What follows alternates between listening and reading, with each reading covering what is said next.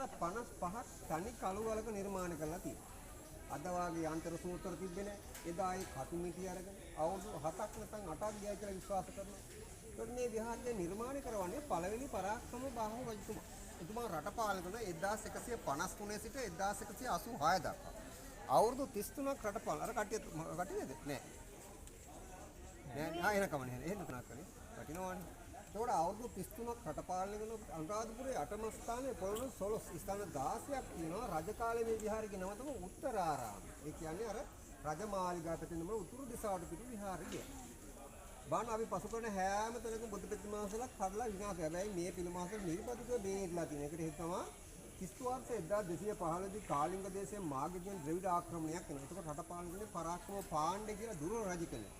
මේ දුරවිමතක යුද්ධ කළා මේ රාජධාන අත්පත් වෙන සියලුම වෙහෙර විහාර විනාශ කරනවා. හැබැයි අපේ අතීතයේ මුතුමිත මොකද කරන්නේ මේ ගල් විහාර නැත්නම් උත්තරාරාමය සම්පූර්ණ පස් දාලා වහනවා. දැන් අපිට පිටුපිට තියෙන ලොකු වලක් වශයෙන් ඒකේ පස් කපලා ගෙනලා මේක වහලා දානවා. වහලා දාලා මේ රාජධානිය අතහැරලා අවුරුදු 600ක් පස්සට යටපත් වෙලා තියෙනවා. ඒ නිසා තමයි අර දෙමළ දෙසුන්ට මේක අහුවෙන්නේ නැහැ.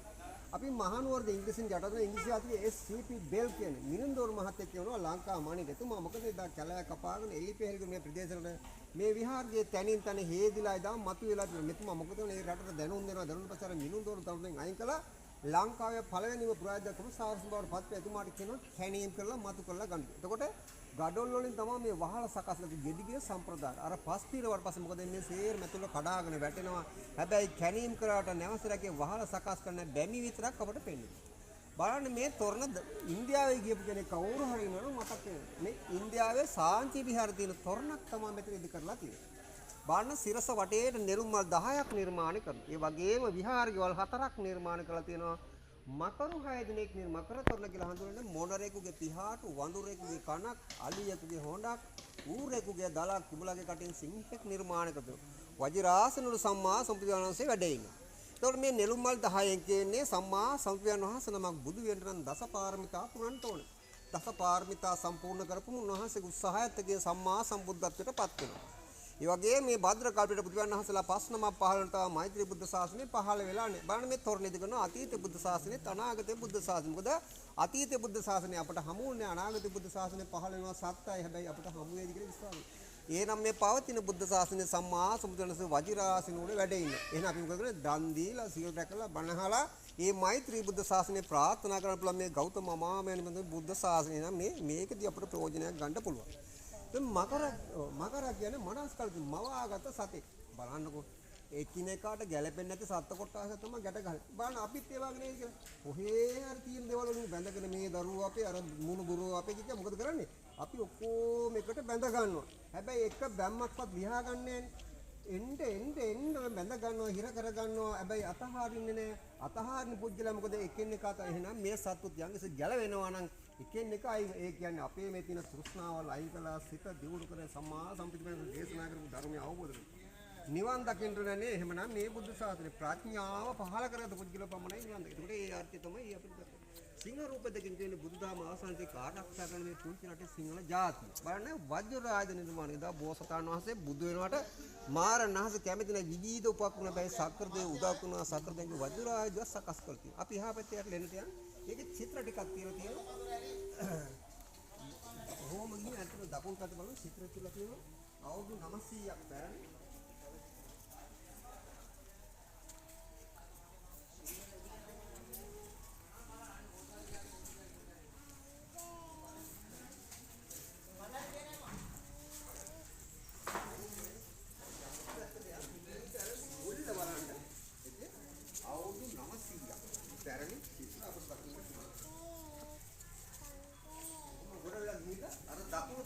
අර මුල්ල දල් කැලක් ගහලා තියෙනවා පේනද කොනේ මුල්ල අන්න හරි මේක උඩට ඇවිල්ලා කොහොම බලන්න මෙන්න මේ පැත්තේ චුට්ටක් විතර එහා පැත්ත කටියට බලන්නත් එහා පැත්තේ තිතුල්ලා තියෙනවා බලන්න මෙතන නම් ඇතුළට අඩි 16ක් හාරලා තියෙනවා පහසුද නෑ නේද අද වගේ නවීන උපකරණ නෑ එදා කටු මිටිය නම් ඇතුළට හාරලා ලස්සන කපරාදු කරලා චිත්‍ර ඇඳලා තිබිලා තියෙනවා එදා චිත්‍ර නැති වෙන්න හේතුව මම කියන පස් දාලා වහලා අවුරුදු 600 කට පස්සේ ඉංග්‍රීසි අධික කැණීම් කරනකොට අර හිතන්නකො පස්වල තෙත පරේ තිබිලා ඒක ඔක්කොම වැටලා තියෙන හැබැයි මේ කෝණ දෙකේ ඉතුරු වෙනවා සමහරට එතන පස් හිරවෙන්න නැතුව ඇති. ඒ නිසා ආරක්ෂා වෙලා තියෙනවා. බලන්න ග්‍රහණාසේ සිරස මුතු කුඩේ ලස්සන නිර්මාණය කරලා තියෙනවා.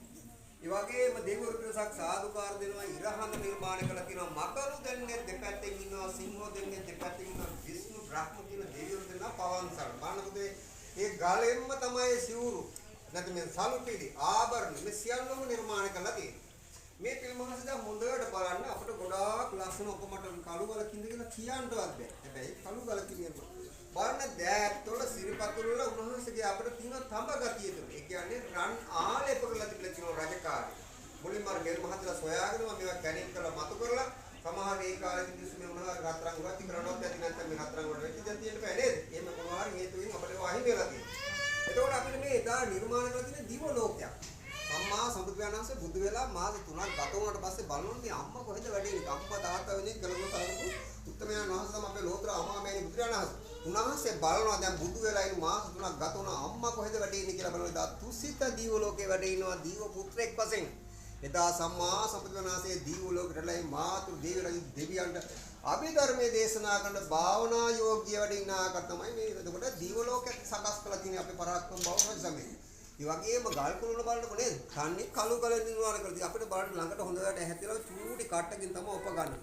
හාන්සිව වාමන රූප නෙළුම් පෙති අලංකාර කැටේ බලන මෝල්ඩින් එක නේද? අපි බදාමින් කරනවා වගේ කළු ගලෙන් සකස් කරලා තියෙනවා. කළු ගලෙන්ම තමයි මේ ගල් ටිකත් ඉතුරු කරලා සකස් වෙලා තියෙන්නේ. අපිට එළියට බහලා බලන්න පුළුවන් කට ආරමක් කරලා තියෙන බලන්න හයියෙන් වහිනකොට වතුර පාර එළියට ඉලිප්පිලා ඉලි විසි වෙන ආකාරයට. මෙන්න මෙතන තියෙනවා අවුරුදු 900ක් වගේ පැරණි අපේ සිංහල මතින් කාලේ අක්ෂර නැත්නම් අකුරු ටිකක් අපිට දකින්න බලන්න. ඒක වහලා තියෙන කොට බලන්න පුළුවන්. මේ වෙලාවට වැඩ කරන්න නැති හින්දා බලන්න පුතේ අවුරුදු 900ක අකුරු ටිකක් අපිට තේවල් ලැබෙන කොයිතරම් වාසනාවක්ද මේ බලන්න. මේ බලන්න විනයානුකූලව කියන කොටස අපිට කියවන්න නම් දියන්නේ නේ යායන් උයන ලුයන හොඳට පේනව නේද? ඒ වාගේ ගොඩාක් මේ සෙල්ලිපියේ කියවන්න පුළුවන් අකුරු තියෙනවා. මේකෙන් කියවෙන්නේ භික්ෂු ශාසන නිකායවල තුන. මොකද ශාසනයේ නිකාය තුනකට බෙදලා භික්ෂුන් වහන්සේලා බෙදෙන්න පටන් ගන්නකොට අටවැදපුරේදී තමයි ගොඩාක් දේවල් එන්නේ. එතකොට දෙවෙනි රාජ දණ්ඩාට එයා කර සෝදානම් වෙනවා. එතකොට රටපාලන පරාක්‍රම බවතුමා කල්පනා කරනවා සම්බුද්ධ ශාසනය රැක ගන්න විනයගරුක භික්ෂුන් වහන්සේ ශාසනයේ වැඩ ඉන්න ඕනේ කියලා. උන්වහන්සේ දිඹුලාගල මහා කාශ්‍යපතුන් අවසර පතන මේ ශාසනයට ගැලපෙන තුන් වහන්සේත් ඉන්නවා.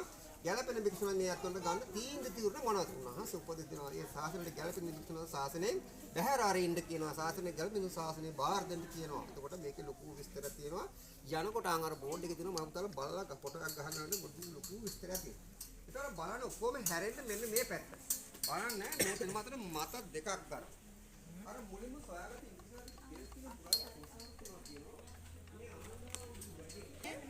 වජිර ආසනයක්. අපිට මේ පිළිමහසේ පద్ම ආසනයක් උඩ නැත්නම් නෙළුම්මලක් උඩ මේ පිළිමහසේ සකස් කරලා වැඩ ඉන්නවා. අරඳහාමුදුරෝ රහත් වෙලා ඇති නෑ උන්වහන්සේ නෙළුම්මලක් උඩ වැඩ ඉන්න බෑයි කියනවා. හැබැයි මේ පිළිමහසේ නෙළුම්මලක් උඩයි නිර්මාණය කරන්නේ. ඒ වගේම බලන්න ආනන්දහාමුදුරෝ කියන්නේ උපස්ථායකර කාදාකත් බුදුරණාහිගේ සේත්‍ර වැඩ ඉන්නෙත් නැහැ කියනවා. හැබැයි මේ පිළිමහසේ සේත්‍රය වැඩ ඉන්නේ.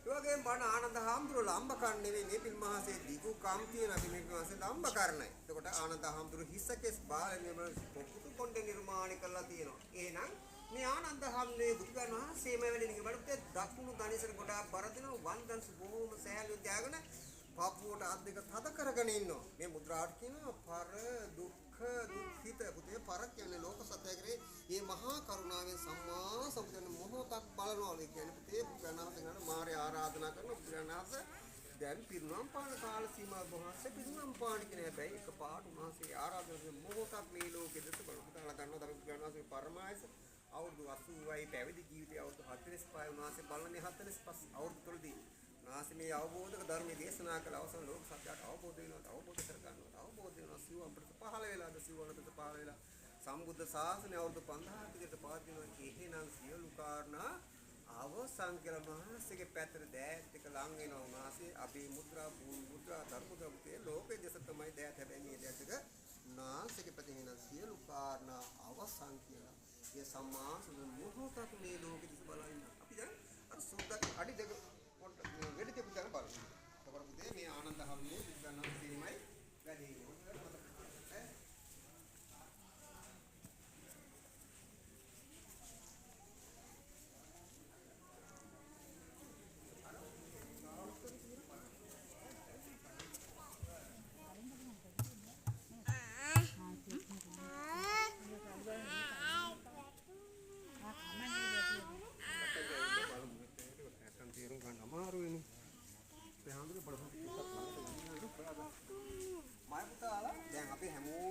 හිතාගෙන ඉන්නේ ගල් විහාරේ බුදු ප්‍රතිමා වහන්සේගේ අතට සුද්ධ වෙඩි තියලා කියලා හිතාන්නේ නේද? අහනකොට කියන්නේ අතට තමයි වෙන්නේ. හැබැයි අතට වෙඩි තියලා නැහැ. මං කියනවා පස් දාලා බහලා අවුරුදු 600ක් පස්සට යටපත් වෙලා අර ඉංග්‍රීසි ජාතිකෝ කැණීම් කරනකොට එදා ගල් කුණක් මේ අතුට කරලා තියෙනවා. අන් කෙලවරක ගල් කුණක් කියන්නේ ඔය වගේ ගල් කුණ කියලා තිබිලා තියෙනවා. ඉතින් ඒ ගල් කුණ කරොත් අතේ කොටස කැඩෙන්නේ කෑල්ලවත් දකින්න. ඒ ගල් කුණ අපිට පිටිපස්ස රඳවලා තියෙනවා බලා ගන්න මේ ඉස්සරහ තිබුණ ගල් කණු කියලා.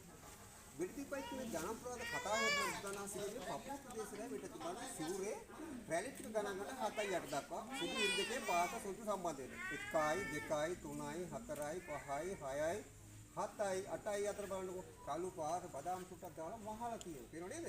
ඒක තේරුම් ගන්න. එදා බෙල් මහත්තයලා වගේම මේ සුද්ධ පිරිස වගේම තව සුද්ධ පිරිසක් මේ රටින් එනවා ලංකාවේ ඉන්නේ ඇතුන් ටික දඩයන්. ඒ සුද්ධ පිරිසක් මේ ගල උඩට පස්සේ මේ පිළ මහත්තයලා දාකිනවා ලංකාවේ වන්දනා කරනවා ගෞරව කරනවා. සුද්ධව හිතනවලු ඇයි මේ අදේශික වස්තුවට මේ වන්දනා මහාන කරන්නේ? මේ වගේ හාස්කම් තියනවද නැගල ඉතින් ඇතුන් දඩයම සුද්ධ පිරිසකින් සුද්ධෙක් වෙඩිල්ලක් කියන බක් වෙඩිල්ලක් වදී. ඉතින් හැබැයි සුද්දත් ආයි ගිහිල්ලා නැහැ. මේ පිළ මහසරේ වැඩි තියලා ටික වෙලා ගන්න කොහෙද යන දෙක හරින් ගිහිල්ලා. සුද්ද සතුටට පතලා රැතාටත් එදා වැඩිල්ලක් කියලා තියෙන හැබැයි එක වෙල්ලකින් අලියේ ගාතනේ වෙන්නේ වෙඩි තිබ්බට පස්සේ මොකද වෙන්නේ තරහ වෛරය වැඩි මේ සතාට.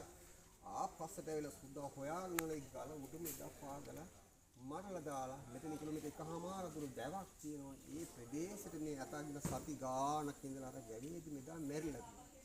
කාලයක් ගානපස්සේ ගමට නමක් හැදිලා තියෙනවා. එදා ඒ යතා මල පිටිගේ ප්‍රදේශෙට අපි අද හඳුන්වනවා ඇතු මල් පිටිය කියලා. ඒක ජනප්‍රවාද කතාවක්. ඒ ජනප්‍රවාද කතාවට සම්බන්ධන සුද්දාගේ අඩිදක කියලා ගලේ කොටලා තියෙන දෙපැත්තට මාරු කරනවා. විනාඩියකින් කුර්සියක් හක් ගෙඩියක් වගේ දේවල් එතන සකස් කරලා තියෙන. එතෙන් තමයි පිළිමහසර පපුවට වෙරිලා තියෙන්නේ.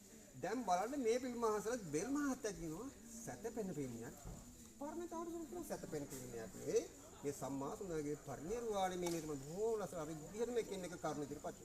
හොඳට මතක තියාගන්න ලෝතර අමාමෑණි විද්‍යානාසරම ජීවමාන වැඩිනකොට උන්වහන්සේගේ යටිපතුල් වල මංගල කාරණා 216ක් පවතින 108. හැබැයි කලාකරුවෝ මේ බුදු වුණ පසලම මංගල කාරණා 216 මේ සිරිපතුල් වල යටිපතුලේ නිර්මාණය කරලා නෑ මේ කලාකරුවෝ. බලන්න. එතකොට එක කාරණා. දෙවෙනි කාරණා බලන බුදුන්වහන්සේ සැතපෙනකොට සිරිපතුල් දෙක සමානයි. හැබැයි මේ පිළිමහසෙක සිරිපතුලක් පිටිපස්සට නිර්මාණය කරනවා. උන්වහන්සේ දා ලෝතර අමාමෑණි බුදුන්වහන්සේ වයස උන්වහන්සේගේ අවුරුදු 80යි. උන්වහන්සේ දා කුසිනාරාමයට වඩිනවා පිරිනමන පාණ්ඩෙන් අපි හාමුදුරුවෝ.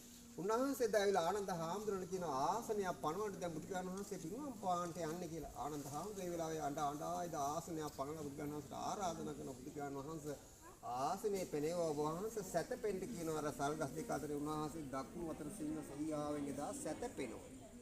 උන්වහන්සේ දා රෝග අතුල පිරිනම් පානේ අර පිරිනම් පාන සැතපුණාට පස්සේ අර වේදනාව ගොඩාක් උස්සන්න වෙනවලු. එදා බුදු සිරිපතුල පිටිපස්සට යනවා කලාකරුවෝ ඒ විදිහටම සිරිපතුල පස්සේ. ඒකට හේතු තමයි හිතා ගන්නකො නේද? බුදුන් වහන්සේට අදිෂ්ඨාන බලෙන් තිබුණා. ඒ වේදනාවකින් තොරව පිරිනම් පානේ එහෙම වුණා නම් අපිට ඒක අවනත වෙන බුදුන් වහන්සේ කල්පනා කරනවා බුදු පියාණන් වහන්සේ ළමකට රෝග අතුරු වුණා නම් ශරීරේ වෙනස්කම් ඇති වෙනවා නම් මිනිස්සු ඒක අවබෝධ කරගන්න. දුක සැප සියලු දේවල් පොදුවේ ඒක ඒ සබුද්දනාසේ දු එදායි මුහුණ දෙනවා වේදනාවට. එතකොට බුදු සිරිපතුලක් එදා පිටිපස්සට ඒ විදිහටම ලස්සට බාන අර නියපොතු ටික ලස්සනට කටරකින් කැපුවා වගේ කටුවකින් සකස් කරන මේ කලාකරුවෝ. බලන්න සිවුර කවදාකවත් බුදුරජාණන් අනුමත කරන්නේ නැහැ සිවුර බිම වෙන. හැබැයි ඒ පිළිමහාසිගේ අර සිවුර බිමට පට්ට වෙලා රැලි නමලා ලස්සන දෙකෙන් එක හසුරුවනවා මේ කලාකරුවෝ. බලන්න බුදුරජාණන් බුදු හස්තේ මැදින් ගොඩාක් බර වෙනවා. බුදු සිරුර මත තැන්පත් කරනවා. සැතපෙන අවස්ථාවක අර සිවුර චුට්ටක් අල්ලගත්ත බවට පෙනෙන හැබැයි නෑ එහෙම නෑ. එතන කලාකරුවා මොකද එතනත් අර විදිහටම රැලි එකින් එක සකස් කරනවා. බලන්න හොඳට බුදුරජාණන් වහන්සේගේ බඩයි පපුවයි එක සමානව නිර්මාණය. එතකොට බන්දපටි